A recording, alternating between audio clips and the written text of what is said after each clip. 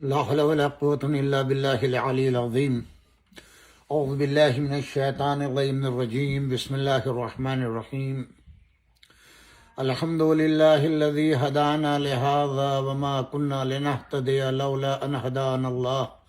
لقد جاءت رسل ربنا بالحق والصلاة والسلام على رسول الثقلين محبوب رب المغربين والمشرقين جد الحسن والحسين بالقاسم محمد. اللهم صل على محمد وطيبين الطاهرين المعصومين ولعنة الله على أعدائهم أجمعين.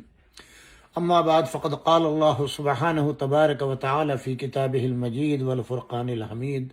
بسم الله الرحمن الرحيم. والحمد لله رب العالمين. سامعین کرام، السلام علیکم ورحمۃ اللہ وبرکاتہ. الحمدللہ آج ماہ رمضان المبارک کی 4 تاریخ ہو گئی ہے اور آج ہمارا یہ چوتھا پروگرام جو ہے براڈ کاسٹ ہو رہا ہے یوٹیوب اور فیس بک کے اوپر. آپ تمام حضرات سے گزارش ہے کہ اس کو سبسکرائب کریں، اپنے دوستوں کو بھیجیں اور اپنے تبصرے سے بھی آگاہی دیں، نوٹ لکھیں وہاں کے اوپر، جس سے اندازہ ہو کہ واقعی آپ دلچسپی لے رہے ہیں. یہ قرآن کا درس ہے، قرآن کی تعلیم ہے اور پوری انسانیت کے لیے، پوری کائنات کے لیے یہ اللہ کا کلام جو ہے وہ ہدایت کے لیے آیا ہے، اور کتاب کے بغیر ہدایت جو ہے وہ کسی کے لیے ممکن نہیں ہے. تو کل بھی میں نے سورہ حمد ہی کے اوپر گفتگو کی تھی. آج بھی تھوڑا سا وقت رہے گا تو پھر دوسرے سورہ کو بھی شروع کریں گے. ہمیں خوشی ہے کہ آج ہمارے جو معاون خصوصی اور ہمارے ساتھ تعاون کرنے والے آج کے پروگرام کے لیے ہمارے عزیز دوست بھائی جناب ڈاکٹر سید منتظر زیدی صاحب، پروردگار عالم ان کی توفیقات میں اضافہ فرمائے، ان کے رزق میں خیر و برکت دے اور ہر ارضی و سماعی بلاؤں سے ان کو محفوظ فرمائے. جوان صالح ہیں، انتہائی متدین ہیں، اپنے پیشے کے لحاظ سے جو ہے بہترین ڈاکٹر ہیں اور اپنی ذمہ داریوں کو سمجھتے ہیں. پروردگار عالم ان کو ہر معاملہ زندگی کے اندر کامیاب و کامرانی سے ہمکنار فرمائے. تو میں نے کل عرض کیا تھا سورہ حمد کے اوپر کہ جہاں ایک چیز میں نے کل مس کر گیا تھا اس کو عرض کر دوں کہ بسم اللہ کے بعد بسم اللہ کے فضائل آپ کو بیان کیے جا چکے ہیں. الحمدللہ رب العالمین، یہ وہ آیت ہے جو سورہ حمد کے لحاظ سے بسم اللہ کے بعد پہلی آیت ہے. اور الحمدللہ یہ سب سے پہلے قرآن کے نزول سے پہلے حضرت ابو طالب علیہ السلام جو رسول اللہ کے چچا ہیں، مولا کائنات امیر المومنین کے والد ماجد ہیں، خطبہ نکاح جو جناب رسول خدا صلی اللہ علیہ وآلہ وسلم کا پڑھا تھا، اس میں اس خطبے کا پہلا جو سینٹنس ہے وہ یہی ہے. نہیں معلوم مجھے، میں کیا کہہ سکتا ہوں، تفسیر برائے تو کر نہیں سکتا ہوں، لیکن اتنا ضرور کہوں گا کہ کتنا عرصہ پہلے قرآن کے نبی ہونے کے بعد نازل ہوا نا. حضور کی عمر شریف اس وقت 25 سال کی تھی جب عقد ہوا، یعنی کم سے کم، اور اس کے بعد قرآن نازل ہوا. جب قرآن 15 سال بعد نازل ہوا تو 15 سال پہلے یہ جملہ جو ہے، یہ سینٹنس جو ہے حضرت ابو طالب علیہ السلام کی زبان پر جاری ہوا. اگر معاذ اللہ وہ مشرک تھے، بت پرست تھے، تو یہ جملہ کیوں آیا؟ اور ان کی زبان کا نکلا ہوا جملہ خالق کائنات، خالق حقیقی کو ایسا پسند آیا کہ اپنے کلام کا کی ابتدا اسی جملے سے کی، الحمدللہ رب العالمین. مسلمان ذرا سا غور و فکر کریں اور ان ملاؤں کا پیچھا چھوڑیں، اور خود سے اللہ نے عقل دی ہے، شعور دیا ہے، ذہن دیا ہے، علم دیا ہے، تفکر کریں. وہ لوگ ملاعین بدبخت ہیں جو حضرت ابو طالب کو کافر کہتے ہیں، جس کو اتنے شرف ملے ہوں کہ اپنے نبی کی پرورش، خاتم النبیین، اشرف المخلوقات، سید الانبیاء، جس پر شریعت کا خاتمہ، قرآن کا خاتمہ، کائنات کا خاتمہ جس کے دین پر ہوگا، اس کی پرورش کا اہتمام پروردگار عالم نے کہاں کیا؟ حضرت ابو طالب کی آغوش میں. کوئی منکر نہیں اس بات کا. گھر بھی انہی کا ہے جہاں پیدا ہوئے، جہاں پرورش پائی گھر بھی وہی ہے، وہی مولا کائنات کے والد ماجد ہیں، سبحان اللہ۔ اور آج کا یہ اندھا بدعقل جاہل ملا کہتا ہے وہ تو کافر تھے، قرآن کی آیتیں بھی انہوں نے جو ہے ان پر فٹ کر دی ہیں۔ بہرحال وہ ایک الگ موضوع ہے، میں اپنے موضوع سے ہٹ جاؤں گا۔ یہ تو ایک جملہ معترضہ کے طور پر آ گیا تھا، دیکھیے گا اور ٹٹولیے گا۔ اگر معاذ اللہ وہ کافر ہیں تو اللہ نے کتنا بڑا شرف دیا کہ اسلام کی پہلی دعوت ذوالشیرہ کی بنیاد اسی گھر میں رکھی گئی۔ ابو طالب کے روٹیوں کے اوپر اسلام کا کلمہ پڑھوایا گیا، ابو طالب کے گھر میں کلمہ پڑھوایا گیا۔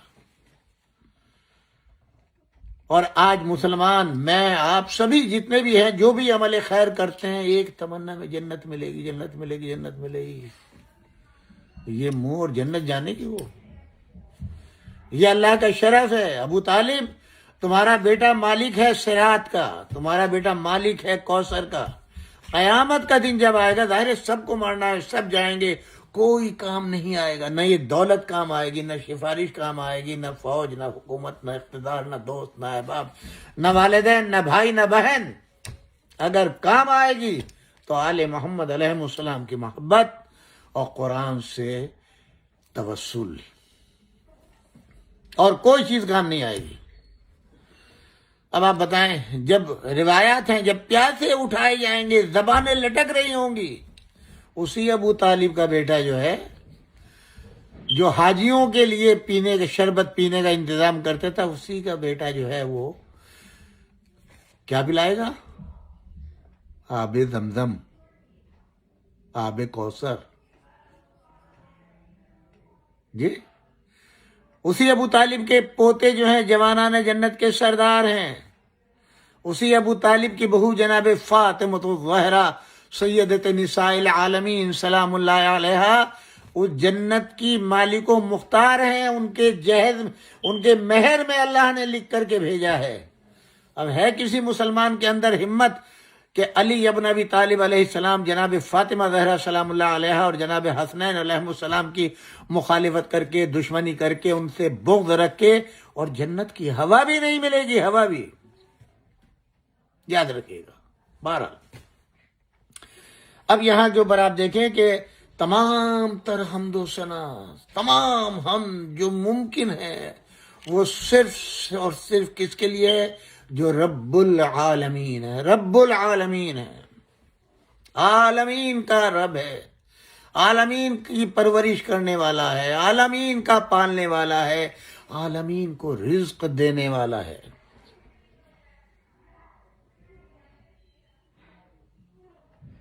الرحمن، رحمان مبالغہ کا صیغہ ہے جس کے معنی عظیم اور وسیع رحمتوں والا، اسی لیے اس لفظ کا اطلاق عام طور سے خدا کے علاوہ کسی دوسرے پر نہیں ہو سکتا۔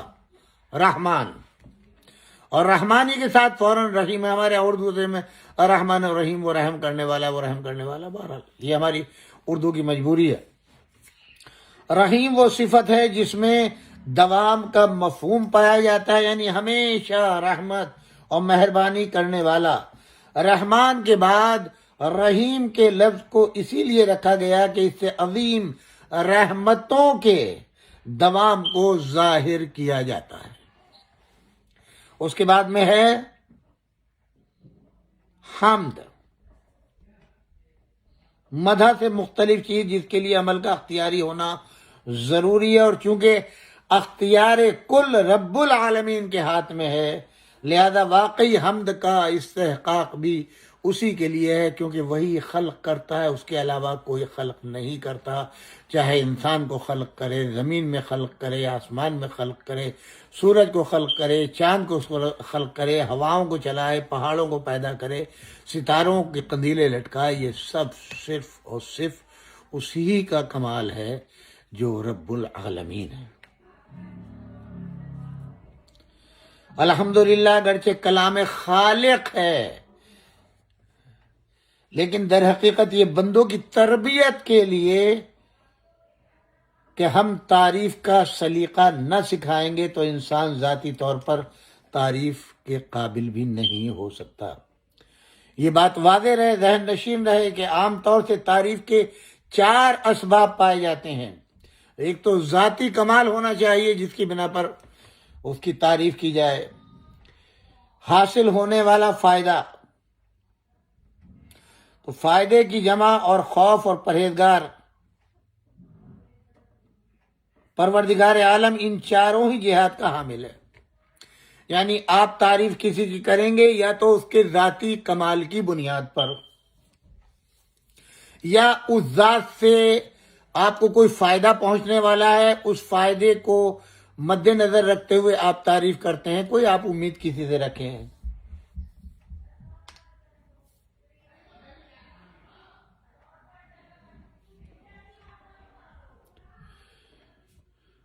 تو اب یہاں پر یا پھر یہ ہے کہ آپ کو خوف ہو، اس سے خوف کی بنا کے اوپر اتنا بڑا آدمی ہے کوئی سزا نہ دے دے، جیسے بادشاہوں کی تعریف لوگ کرتے ہیں۔ تو اب پروردگار عالم جو ہے اس کی چاروں صفتیں اللہ میں پائی جاتی ہیں، ہر جہاد سے وہ کامل ہے۔ وہ اللہ بھی ہے، رب العالمین بھی ہے، رحمان بھی ہے، رحیم بھی ہے، اور مالک یوم الدین بھی ہے۔ لہذا وہ ہر قسم کی تعریف کا حقدار ہے، اس کے علاوہ کوئی ایسی دوسری تعریف کا حقدار نہیں ہے۔ ہاں وہ خود کسی کو محمد بنا دے تو اور بات ہے، یہی ہے نا۔ ہم جو ہوتی ہے وہ اللہ کے لیے، نعت کس کے لیے ہے؟ رسول اللہ صلی اللہ علیہ وآلہ وسلم کے لیے، اور مدح کس کی ہوتی ہے؟ اہل بیت اطہار علیہ السلام کی۔ جو اللہ کی جائے اس کو کہتے ہیں حمد۔ میں نے آپ کو بتایا نا، اب میں نے یہ 4 جہاد بتائی ہیں، ذاتی کمال ہونا چاہیے اس کے اندر، اور ظاہر ہے کہ ہر کمال اللہ کے اندر ہے، چاہے ربوبیت کا کمال دیکھ لیں آپ، خلاقیت کا کمال دیکھ لیں، رزاقیت کا کمال دیکھ لیں، علم کا کمال دیکھ لیں، ہر لحاظ سے ہر صفت ذاتی ہے پروردگار کے اندر، ہو گئی، لہذا لائق تعریف ہے، لائق۔ اب اس کے بعد دوسری منزل ہے کہ ہماری کوئی خواہش، کوئی امید اگر کسی سے ہوتی ہے تو ہم تعریف کرتے ہیں، اکثر و بیشتر دنیا کے تجربے میں آتا ہے بیجا تعریف بھی کی جاتی ہے۔ جی تو اب آپ بتائیے، جب آپ دعا کرتے ہیں تو رجوع کس کی طرف کرتے ہیں؟ اللہ کی طرف۔ گویا اللہ کے خزانے قدرت میں کوئی کمی نہیں ہے، جو مانگو جتنا مانگو، اور اس سے سوا وہ دیتا ہے، اس سے سوا دیتا ہے، کہیں زیادہ دیتا ہے۔ تیسرے، خوف کی بنا کے اوپر، جی ڈر ہے کہیں مجھے سزا نہ دے دے اگر میں نے ان کے، بہت سے ہوتے ہیں نا دنیا کے اندر، ہمارے روزمرہ کی زندگی میں ایسے آتے ہیں کہ کسی کو آپ ملنا پسند نہیں کرتے مگر یہ ہے کہ سلام کرتے ہیں۔ بہت سے اشراف کہتے ہیں ان کو یہ اس قابل کہاں ہے، آپ جیسے حضرت سلام کرنے کا، بھائی کیا کریں، آپ جانتے ہیں بدتمیز آدمی ہے، ہر وقت گالم گلوچ سے بات کرتا ہے، تو ہم پہلے اس کو سلام کر لیتے ہیں تاکہ ہماری عزت محفوظ رہے۔ ہوتا ہی نہیں ہے۔ اب اللہ کون ہے؟ جہنم کا مالک۔ اللہ کون ہے؟ قہار ہے۔ اللہ مالک یوم الدین ہے، آخرت کا، جس دن کوئی، میں نے کل عرض کیا تھا کہ یہ ہمارے اعضاء و جوارے گواہی دیں گے ہمارے خلاف، ہم کیا کیا کرتے تھے، اچھا کرتے تھے تو گواہی ہوگی، برا کرتے تھے تو گواہی ہوگی، اور اس دن سبحان اللہ، مولا امیر المومنین علی بن ابی طالب علیہ السلام، ہمارے اکثر ائمہ سے روایت ملی ہے، پروردگار قیامت کے دن میرے ساتھ عدل سے کام نہ لینا، لیکن میں جانتا ہوں اگر اللہ عدل کرے گا تو میں تو مستحق جہنم ہوں، پہلے سے اقرار کرتا ہوں۔ اس دن پروردگار میرے ساتھ فضل سے کام لینا، فضل سے کام لینا، لیکن عدالت تو تیری، میں جانتا ہوں، تو نے تو پہلے ہی اعلان کر دیا ہے میں جہنم کا مستحق ہوں، اس لیے کہ میں اپنے اعمال کو جانتا ہوں، لیکن اس روز میرے لیے فضل سے کام لینا، پروردگار عدل سے نہیں۔ اب اس کے بعد آتا ہے رب العالمین۔ عالمین کی جمع، عالمین عالم کی جمع ہے، یعنی کسی ایک خاص قسم کی مخلوقات، یعنی وہ تمام مخلوقات کا خالق بھی ہے، پروردگار بھی ہے، مخلوقات پیدا ہونے کے بعد بھی اس سے بے نیاز نہیں ہوتا۔ مالک دنیا کے تمام افراد زمانے کے ملک اور بادشاہ ہوتے ہیں، مالک نہیں ہوتے، اور سب کی ملوکیت بھی دنیا ہی تک محدود ہوتی ہے، رہ جاتی ہے۔ لیکن رب العالمین ملک بھی ہے، ملک بھی ہے، مالک بھی ہے، اور وہ بھی روز جزا یعنی قیامت کے دن کا مالک، جس دن کسی کی ملکیت کام نہیں آئے گی۔ شرق سے غرب تک سکندر کا جو ہے وہ دنیا کے اندر سورج غروب نہیں ہوتا تھا حکومت میں۔ کہتے ہیں کہ جب اس کا آخر وقت آیا تو اس نے اپنے چاہنے والوں کو وصیت کی، سکندر اعظم نے، کہ جب میں مر جاؤں تو میرے ہاتھ کفن سے باہر کر دینا۔ لوگوں نے پوچھا حضور یہ کیوں حکم ہے آپ کا؟ کہا کہ وہ بادشاہ جس کا شرق سے غرب تک یعنی جس کی حکومت میں سورج غروب نہ ہوتا ہو، آج وہ کسی اور مالک کے سامنے جا رہا ہے۔ وہ مالک جو مالک حقیقی ہے تو خالی ہاتھ جا رہا ہے۔ اتنی بڑی سلطنت اور حکومت، خیال فرمایا آپ نے، اتنی بڑی سلطنت و حکومت، اور اس کا بادشاہ کسی مالک کے جو حقیقی مالک ہے اس کے سامنے جا رہا ہے تو خالی ہاتھ۔ دولت یہیں، زمین یہیں، وزارت یہیں، اقتدار یہیں، رشتہ دار یہیں، خالی ہاتھ۔ کفن میں تو جیب بھی نہیں ہوتی، جو دنیا تھی، جو مال دنیا تھا، وہ سب یہیں چھوڑ گیا۔ اب یہ آپ کے سامنے کی بات بتا دوں، آپ دیکھ لیں تو اندازہ ہو جائے گا۔ برٹش انگلستان جس کو کہتے تھے، ایک زمانہ وہ تھا کہ انگلستان کی حکومت اتنی طویل تھی جیسے سکندر اعظم کی، کہ سورج غروب ہوتا نہیں تھا۔ اگر غروب ہوتا تھا تو انہی کی حکومت تھی، اور نکلتا بھی تھا وہ انہی کی حکومت میں۔ یعنی جو سسٹم ہے، جیسے میں اس وقت امریکہ میں بیٹھا ہوا ہوں، انڈیا اور ادھر اور اوپر چلے جائیے، ادھر آسٹریلیا چلے جائیے، تو وہاں جو ہے وہ ہمارے یہاں سورج غروب کی طرف جا رہا ہے، ان کے ہاں سورج طلوع کی طرف جا رہا ہے، نکلنے کے لیے جا رہا ہے جی۔ تو اب وہ ملک الگ ہو گیا، ہم الگ ہو گئے، بیچ کے درمیانی ملک ہو گئے۔ ہر جگہ کے اوپر جو ہے وہ منٹوں سیکنڈوں کے لحاظ سے فرق ہوتا چلا جاتا ہے، پھر گھنٹوں کی ٹائمنگ۔ ہمارے ملک کے اندر، امریکہ کے اندر خود 4 زون ہیں ٹائمنگ کے۔ ایسٹ کورس ہم کہلاتے ہیں، ویسٹ کورس کیلیفورنیا ہو گیا۔ یہاں پر جو ہے جو ٹائم ہوتا ہے اس سے 3 گھنٹے پیچھے ہوتا ہے کیلیفورنیا۔ ہیوسٹن وغیرہ جو ہے، ہیوسٹن، شکاگو، یہ 1 گھنٹے کا فرق ہے۔ تو اس طریقے سے 4 زون جو ہیں وہ پائے جاتے ہیں۔ کیلیفورنیا سے اوپر چلے جائیے تو 1 گھنٹہ اور ملا لیں گے تو 4 گھنٹے کا فرق ہو جائے گا۔ خیال میں آپ نے، تو یہ ملک ہو گیا۔ لیکن جہاں سورج نکلا اور اب پورے دن اپنی رفتار کو طے کرتا ہوا اب اپنی منزل پہ پہنچ رہا ہے جی، یعنی غروب کی طرف غروب ہونے جا رہا ہے، تو ہمارے یہاں غروب ہو رہا ہے، دوسرے ملک میں کہیں اور نکل رہا ہے۔ لیکن انگلستان کی حکومت اتنی طویل تھی کہ سورج ان کے یہاں ڈوبتا ہی نہیں تھا، اور آہستہ آہستہ آہستہ آہستہ آہستہ آہستہ انقلاب زمانہ کو دیکھ لیں۔ یعنی اب آپ یہ دیکھیں کہ ہندوستان کتنا بڑا ملک تھا، انگلستان کی حکومت رہی وہاں پر 200 سال کے قریب جی، 47 میں آزاد ہو گیا۔ اب وہ جو اتنی بڑی حکومت تھی اس کے اسباب میں نہیں جا رہا، میں صرف آپ کو بتا رہا ہوں، وہ سکڑ کے چند شہروں پر آ گئی ہے جس کو انگلینڈ کہتے ہیں۔ یہ ہے انسان کی بساط۔ اقتدار اعلیٰ اصل مالک الملک جو ہے وہ اللہ رب العالمین ہے، اس کے مقابل میں کوئی عالم نہیں۔ بادشاہت ہے تو اس کی ہے، شہنشاہیت ہے تو اس کی ہے، اور مالک وہی ہے۔ اس کے بعد اگر کوئی ہے تو صرف وہ ہستیاں ہیں جن کو اللہ نے اختیار دیا ہے، اور وہ کون ہے؟ محمد وآل محمد علیہ السلام۔ اس لیے پروردگار عالم فرماتا ہے لولا کلمہ خلقت الافلاق، اے محمد اگر میں آپ کو پیدا نہ کرتا تو اس کائنات کو پیدا نہ کرتا، اس دنیا کو پیدا نہ کرتا۔ آپ کے صدقے میں اس زمین کا فرش بچھایا، آسمان کا شامیانہ سجایا، سورج، چاند، یہ دریا، یہ ہوائیں، یہ سب کچھ آپ کی وجہ سے ہیں۔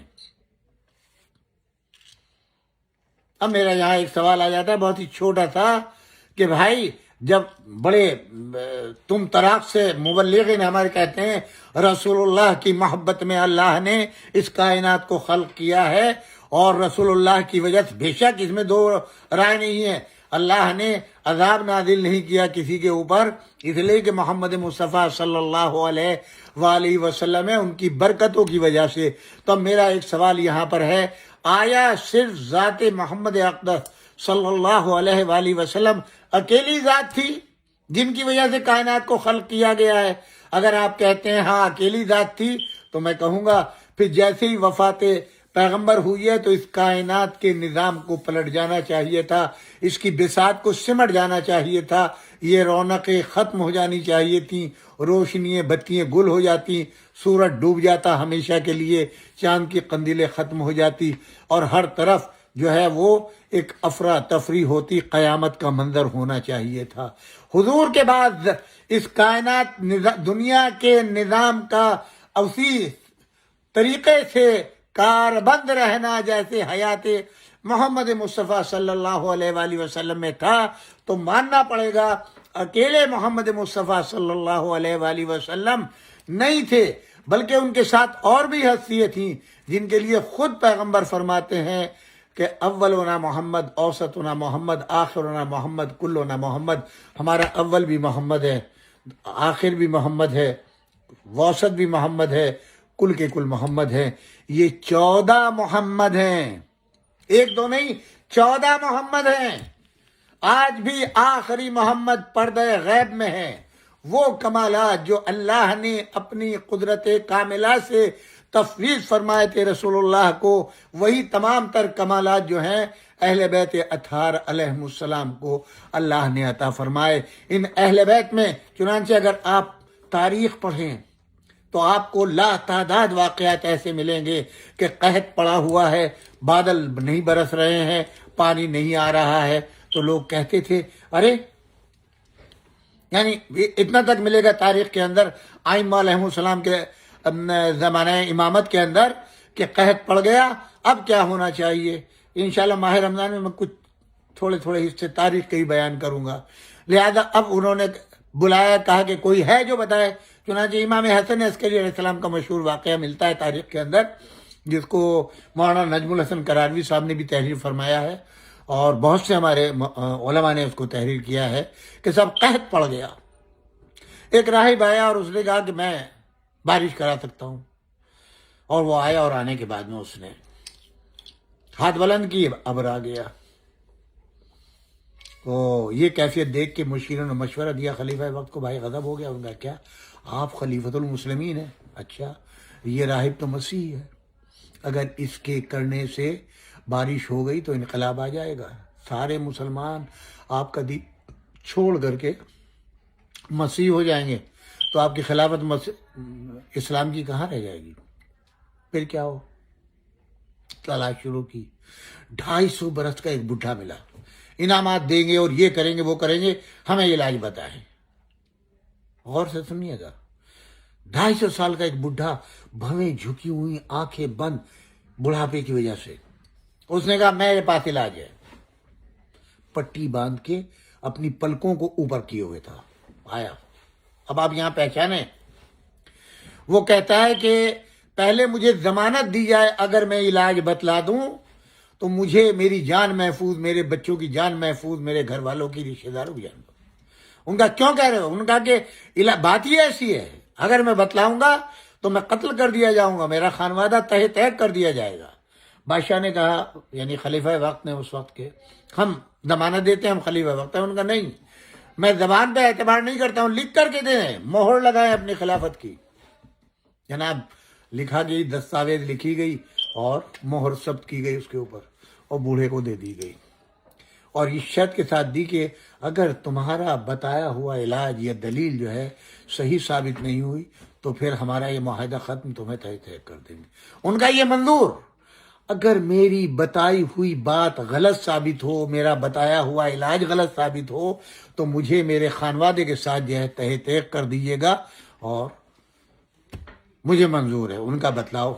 کہا مجھے ایک سوال کا جواب چاہیے۔ کیا چاہیے؟ کیا آل محمد علیہ السلام میں کوئی باقی ہے؟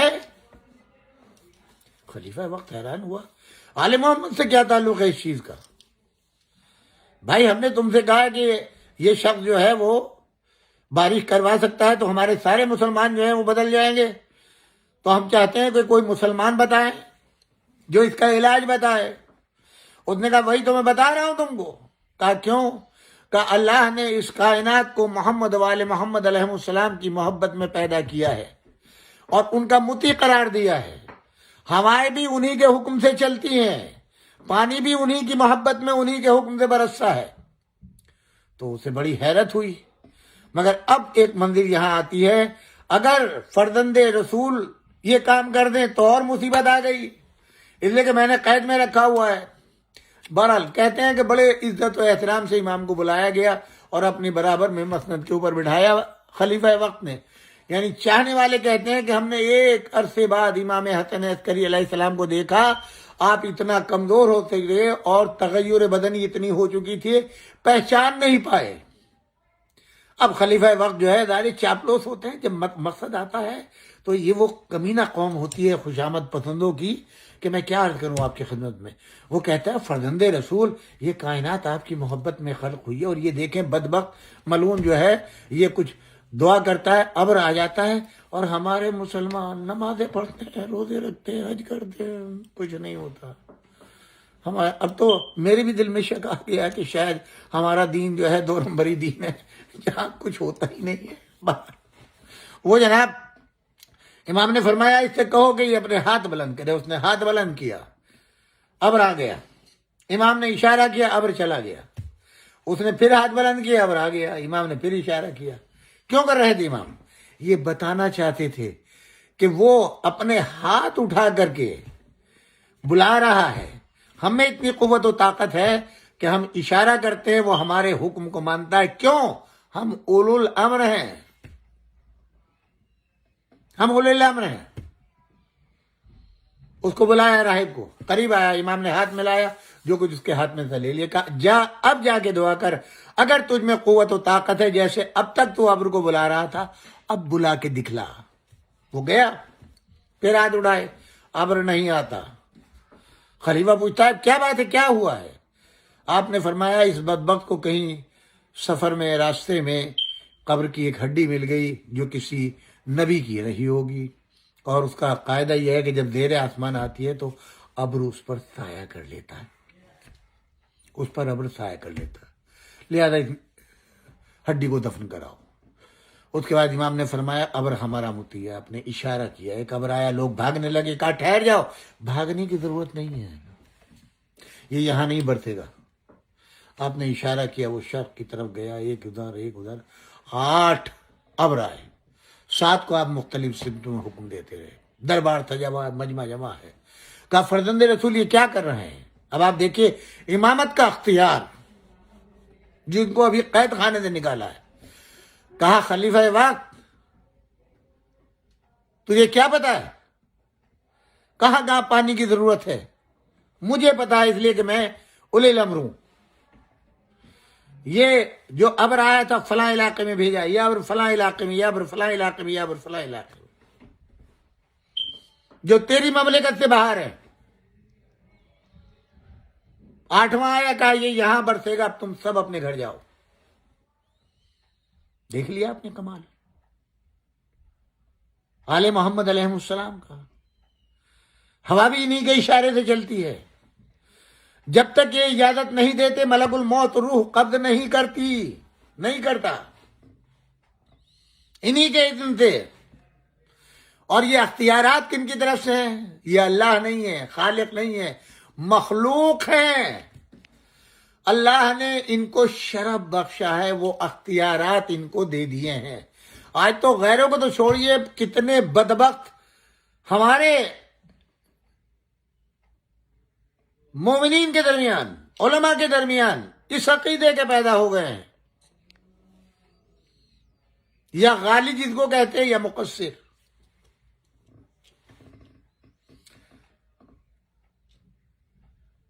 مجھے اس بحث میں نہیں جانا ہے. صرف ایک سوال ہے آپ سے،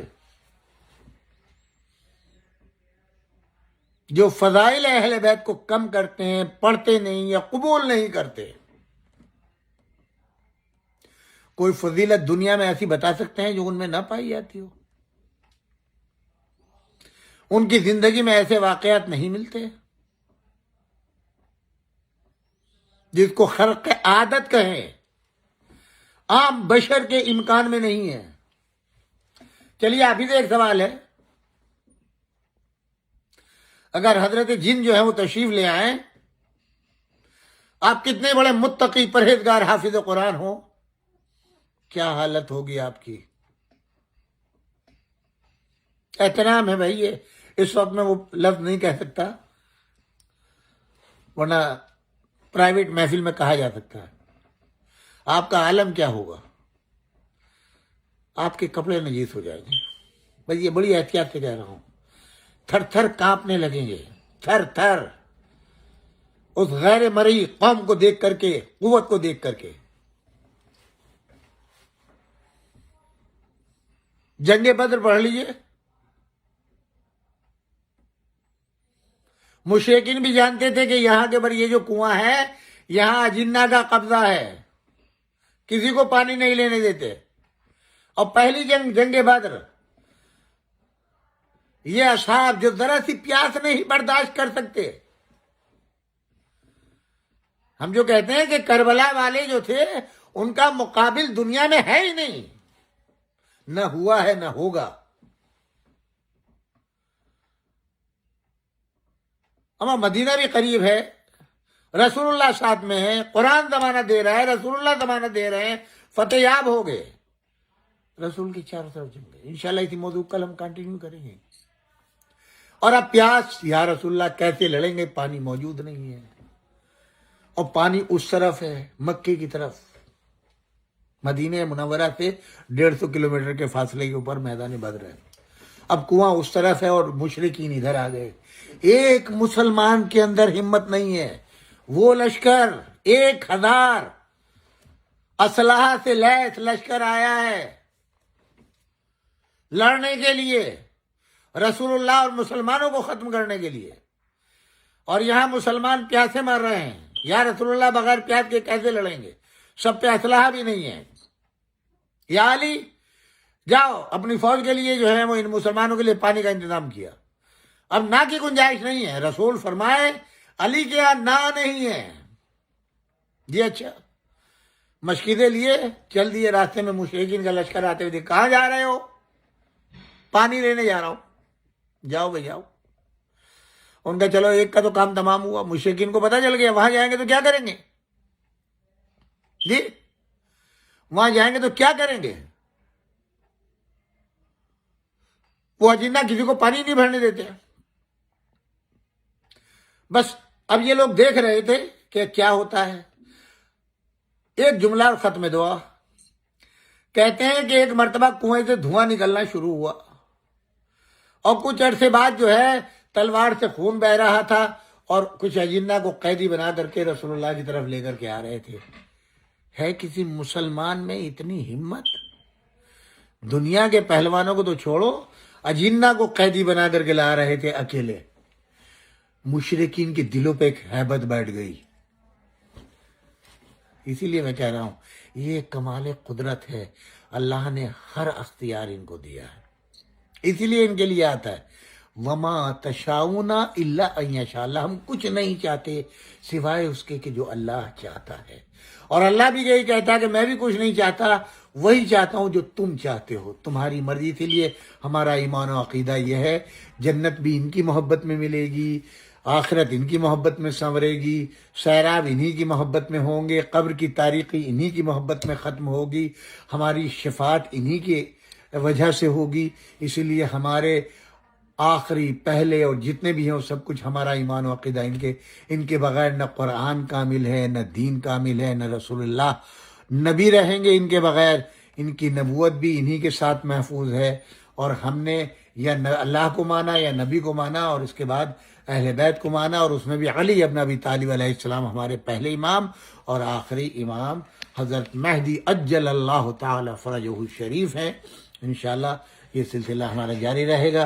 اب دامن وقت میں گنجائش نہیں ہے، آپ سے گزارش ہے کہ ہمارے چینل کو آپ جو ہے سبسکرائب کریں، دوست احباب کو جو ہے وہ بتلائیں، اور اپنے کمنٹ میں بھی جو ہے وہ لکھیں، جو ہماری جو بھی الفاظ ہیں کوشش کرتے ہیں آپ تک پہنچانے کی اپنا تبصرے سے آگاہ کیجیے گا. اگر کوئی غلطی رہ جائے یا کوئی لفظ جو ہے وہ خلاف طبع ہو جائے تو معذرت خواہ ہوں. سبقت لسانی کا امکان ہے، انسان ہے، خطا ہوتی ہے. آخر میں گزارش ہے آپ تمام سامعین سے کہ آپ کے مرحومین، آپ کے والدین جن کے انتقال ہو چکے، میرے والدین مولانا سید تلمیذ الحسین رضوی صاحب قبلہ اور آج کے ہمارے اس پروگرام کے سرپرست معاون خصوصی جناب ڈاکٹر سید منتظر زیدی صاحب کے مرحومین جناب سید محمد جعفر زیدی، سیدہ اکبری، سید علی حیدر زیدی، سید زین العابدین عابدی، کنیز فاطمہ، شہناز فاطمہ اور دیگر ان کے خانوادے کے، ان کی اہلیہ کے خانوادے کے مرحومین کے لیے سورہ فاتحہ. والسلام علیکم جمیعاً ورحمۃ اللہ وبرکاتہ. انشاءاللہ کل اسی وقت یعنی آپ کی خدمت میں ہم بلا انتظار 9:30 کے اوپر حاضر ہوں گے. خدا حافظ. والسلام علیکم ورحمۃ اللہ.